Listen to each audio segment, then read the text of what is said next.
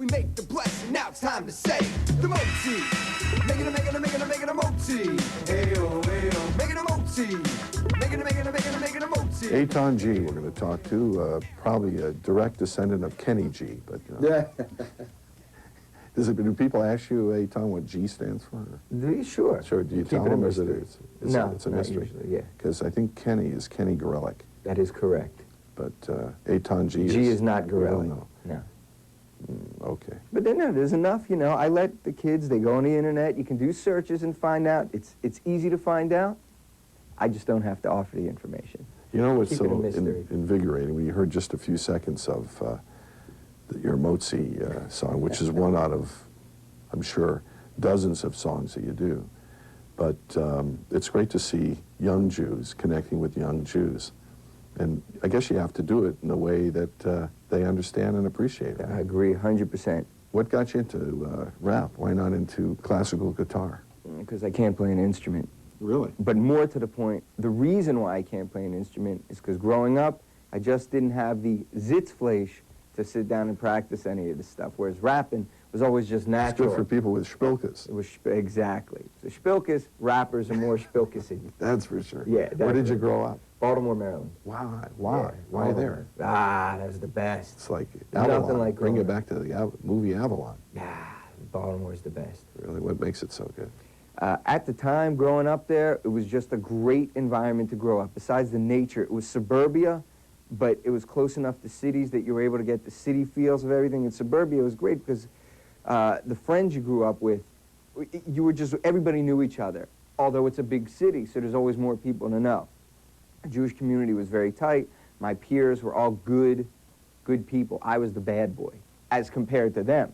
Whereas if you look at kids nowadays, oh, you're an angel, you know? So it's just funny to see how times have changed in that capacity. But Baltimore was great. There's good people. The Jewish community was good, tight.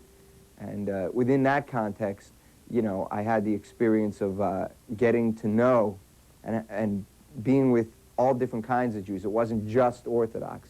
You know, the community at the time was such that there wasn't, you know, Reform, Conservative, Ortho. Everybody did events and things together, so you got to see that, all the different sides.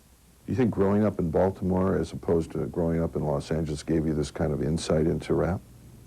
Any effect there? I don't know if it was ghetto or... No, I don't think so. I'll tell you why. I think in Baltimore, because my friends were one way, I was another, and I only fit in to the extent that we were all Jews and fun, kids having fun, but my knowledge of rap, my love of rap, just came from me doing my own thing, going to visit my grandfather in New York, so I got the whole shit, the graffiti thing, the breakdancing thing, I was all that, you know.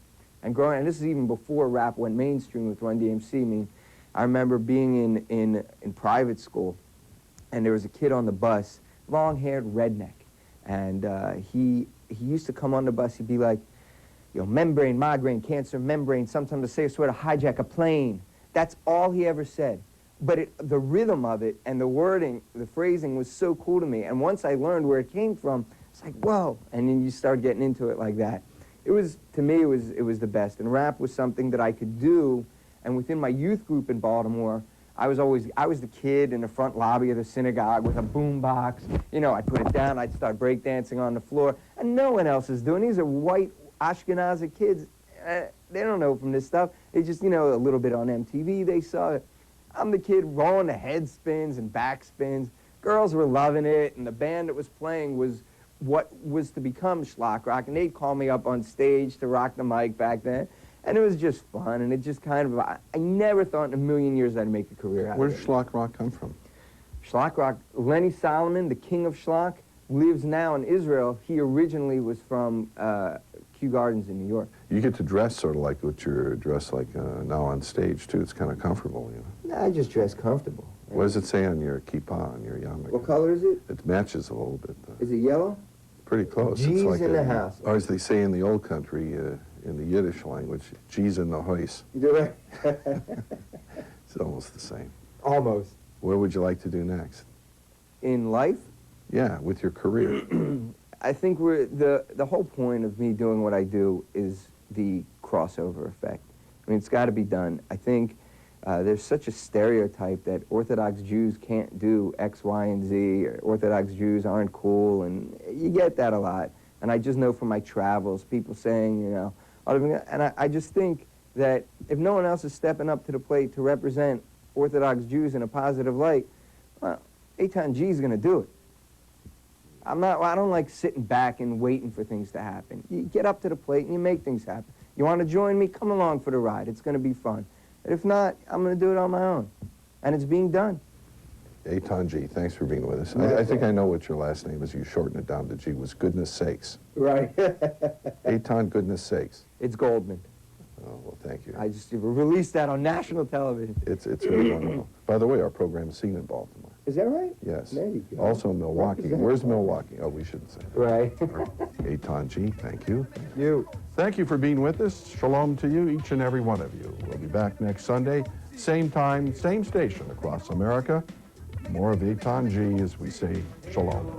It's Friday night and I'm back from shul. I smell the food and I start to drool. Shalom Aleichem has already been said. I bless the children, but before we're fed, start kicking the kids on the grapevine. And I know pretty soon everything will be fine. So we wash this way and wash that way. We make the blessing. Now it's time to say the Motzi.